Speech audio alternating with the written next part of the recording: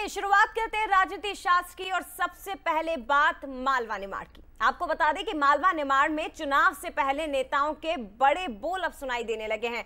ये बड़े बोल सामने आए मंत्री कैलाश विजयवर्गीय के, जिन्होंने कार्यकर्ताओं में जोश भरते हुए एक बड़ी बात कह दी। कहा कि जिस पोलिंग बूथ पर कांग्रेस को एक भी वोट नहीं मिलेगा, वहां 25 लाख रुपए से ज्यादा के काम कराऊंगा।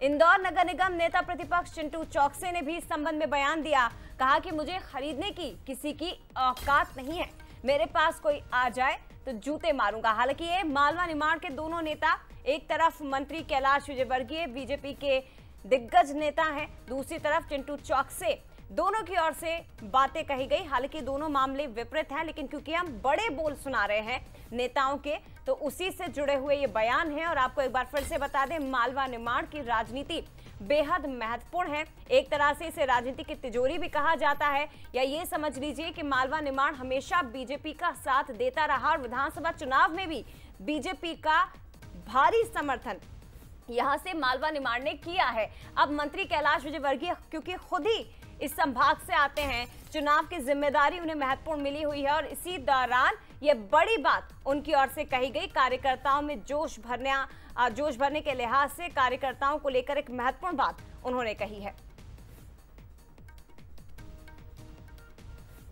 चलिए सुना दी आखिर क्या कहा है कैलाश विजयवर्गीय ने और चिंटू चौकसी ने। दोनों इंदौर के हैं, क्या कह रहे हैं सुन लीजिए। हालांकि कद में काफी फर्क है, सुनिए।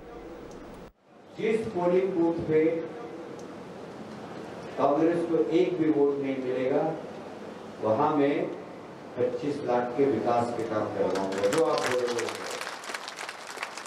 25 लाख के विकास के काम होंगे उस पोलिंग बूथ। क्या ये प्रयास करेंगे आप सब लोग कि हमारे पोलिंग बूथ पे एक भी कांग्रेस को वोट नहीं मिले, ऐसे पोलिंग बूथ पे 25 लाख रुपए के विकास के काम कराऊंगा।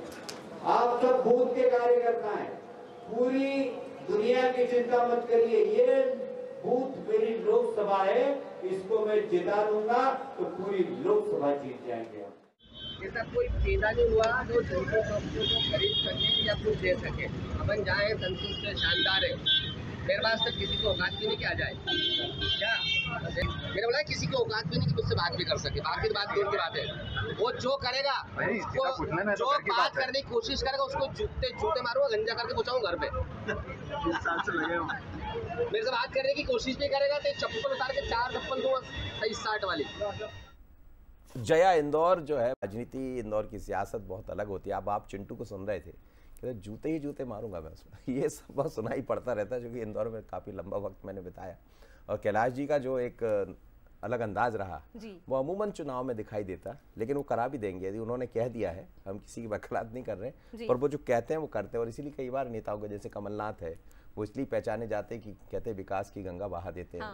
कई बार आप उनसे कुछ कहे तो वहीं के वहीं कर देते हैं, इसलिए अलग अलग नेताओं की पहचान होती है। पर इंदौर की जो राजनीति है अब इस पर चल पड़ी है कि एक भी वोट नहीं मिलना चाहिए कांग्रेस। और अगर ऐसा हुआ तो ये कांग्रेस के लिए मुश्किल भरा हो जाएगा सर, क्योंकि प्रत्याशी भी नहीं, और दूसरी तरफ नोटा को लेकर जहां प्रचार किया जा रहा है कांग्रेस की ओर से, अगर वो भी साथ नहीं देगा तो फिर कांग्रेस की मुश्किलें बढ़ जाएंगी। हाँ, और यदि ऐसा हो गया कि 50,000 से ज्यादा लोगों ने नोटा कर दिया, वो इंदौर है, फिर मैं आपसे कह रहा हूँ कि वो स्वच्छता में नंबर 1 बनाता है, वो रिकॉर्ड बनाने का उसको मजा आता है, तो कौन सा रिकॉर्ड बनेगा इस लोकसभा में, यह अलग है। लेकिन पीयूष हमारे साथ जोड़ा, जरा पीयूष से समझ लेते हैं कि आखिर कौन सा रिकॉर्ड बनने वाला है। पीयूष, क्या कहेंगे? इंदौर की पहचान वैसे तो हमेशा अच्छे कामों के लिए होती है, लेकिन कई बार रिकॉर्ड बनाने के चक्कर में बड़े बड़े रिकॉर्ड भी बने हैं, अच्छी तरह हम जानते हैं। इस बार कौन सा रिकॉर्ड बनने वाला है? क्या किसी बूथ पर, जैसे कैलाश जी कह रहे थे कि आप 25 लाख रुपए का काम करा दूंगा मैं, दूसरी तरफ चिंटू चौकसी कह रहे हैं मुझे कोई खरीद नहीं सकता, तो मुझे लगता है ये बात सच है कि चिंटू बिकने वाले व्यक्ति भी नहीं है, जितना मैं उनके बारे में जानता हूँ, और कैलाश जी काम कराने में भी माहिर है। पर रिकॉर्ड क्या बनेगा इस बार? देखिए मनोज जी, आपने कहा कि जिस तरीके से कैलाश विजयवर्गीय एक बड़े नेता हैं और जो कहते हैं वो करते भी हैं, लेकिन इस वक्त बीजेपी के सामने एक बड़ी चुनौती ये है कि कैसे वोटिंग परसेंटेज को बढ़ाया जाए, क्योंकि इंदौर में तो अब मैदान साफ हो चुका है, कांग्रेस का कोई कैंडिडेट नहीं है।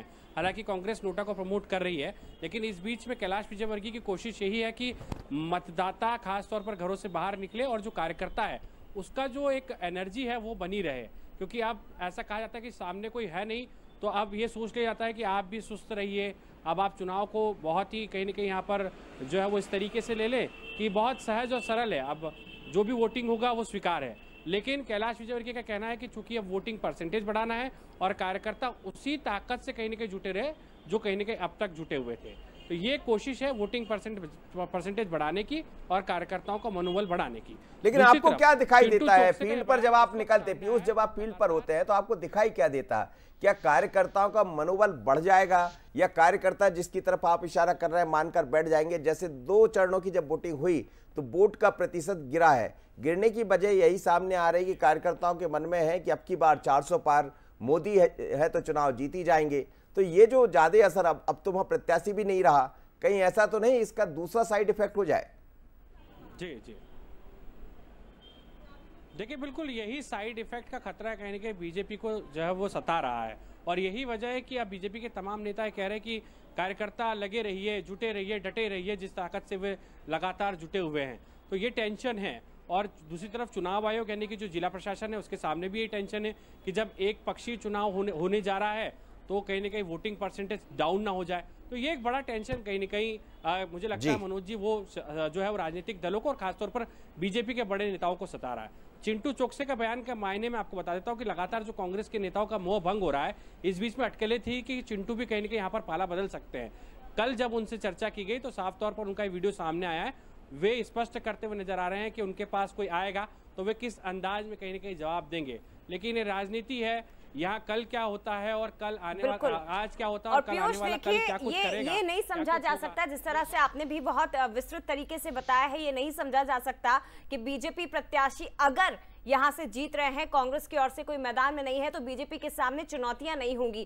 कांग्रेस के सामने भी उतनी ही चुनौती इस वक्त है, उतनी ही बीजेपी के सामने चैलेंजेस हैं। कहीं ऐसा ना हो ओवर कॉन्फिडेंस के चक्कर में बीजेपी बहुत कुछ खो दे या कांग्रेस ओवर कॉन्फिडेंस में ना आकर ये सोचती रहे कि अरे हमारे पास कुछ नहीं और कांग्रेस को काफी कुछ मिल जाए। तो दोनों ही दलों को इससे बच के रहना होगा। दोनों दलों के अलावा एक चीज और पीयूष कह रहे थे, वहां अफसरों की भी नींद उड़ी हुई है। बिल्कुल मतलब जो